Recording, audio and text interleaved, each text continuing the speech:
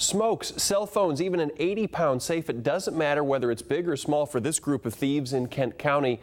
Deputies say they've hit at least 3 businesses in the area, possibly more, and they work fast, getting in and out in less than 2 minutes.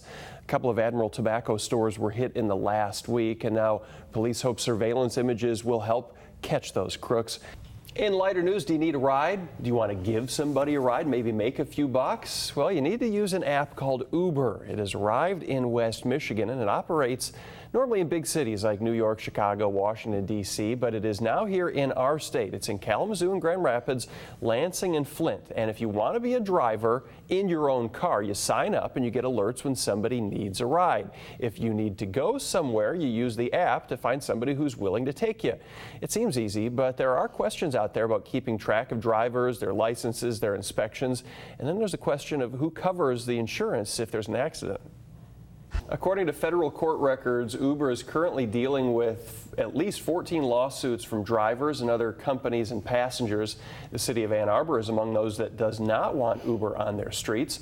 If you want to learn more, just go to fox17online.com. The story's on our homepage. He's only 13, and police say he was assaulted and held hostage in his own home. Now his mom is behind bars in Calhoun County. The arrest was made in the 100 block of West Rittenhouse in Battle Creek yesterday. Police originally went there after getting a call about the boy having run away. They later learned that the missing kid had returned home, but they started to worry about him because they found him, officers say, bound at the wrists, and also say that it looked like his legs had been tied up. His mom, was 34 years old, was arrested. She is being held in the Calhoun County Jail on several charges, including wrongful imprisonment and child abuse. We talked to a neighbor who said they called 911. A mother of 5 tells us she is staying in a hotel after losing her home to a fire this week, and this morning investigators are still working to find out how that fire started.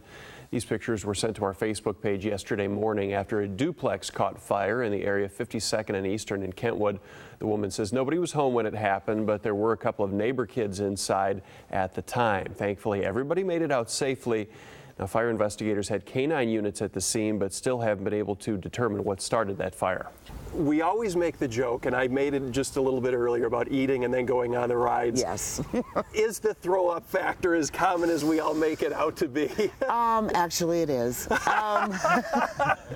It's worse on hot days. Oh, yeah?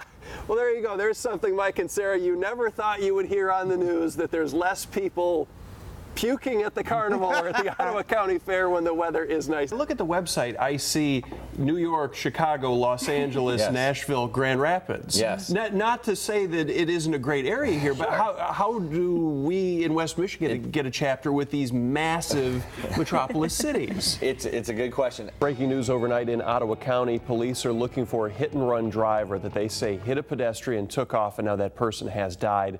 It happened in Wright Township at Arthur Street and 24th. Police got the call around midnight that somebody saw a man badly injured and lying in the road. He was rushed to the hospital but didn't make it.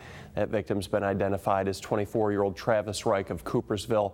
Now, there is no description of the suspect vehicle, so if you think you can help police, give them a call. Also breaking overnight, shots ringing out at a Kalamazoo apartment complex, and now 2 men are in the hospital. A little before 11 last night, police found out about shots fired at the Interfaith Apartments.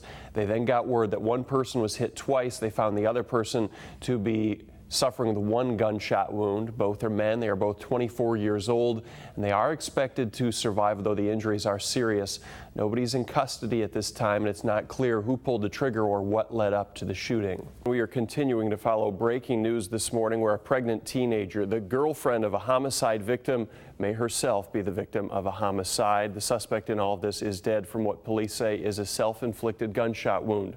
Fox 17's Nicole DiDonato is live in Wyoming to break it down for us. Nicole, normally a claw game, you have a little kid crawling in and getting stuck. This is the only one that adults do that as well. A lot more coming up in our final hour of news this Saturday morning. Stick around for that. And don't forget, UFC on Fox tonight. Good main event, too. Robbie Lawler against Matt Brown in the main event. Clay Guida's on the card and a whole lot more, so don't miss that. Fox 17 News follows at a special time after the fights, and then it's Animation Domination. Are the majority of people who come in to see you, are they reluctant at first, thinking, okay, I'll give it a shot, but it's not going to work on me? Yeah, and it's an interesting process because it isn't for everybody. Avoid Ukrainian airspace. That's the word from the Federal Aviation Administration after a passenger jet went down yesterday in the eastern part of the country. U.S. officials believe that plane was shot down and are now analyzing the trajectory of a missile, trying to find out where it came from and who's responsible. Originally, officials said 295 people were on board Malaysia Airlines Flight 17, but that number has since increased to 298. We've also just learned that 100 top AIDS researchers, health workers, and activists were on that plane. That's according to Time magazine. The jet was flying from Amsterdam to Kuala Lumpur, and Ukraine blames the attack on Russian-backed separatists, which are fighting their military. The separatists, however, say they don't have the firepower to hit a jet flying that high. They accuse Ukraine of doing it.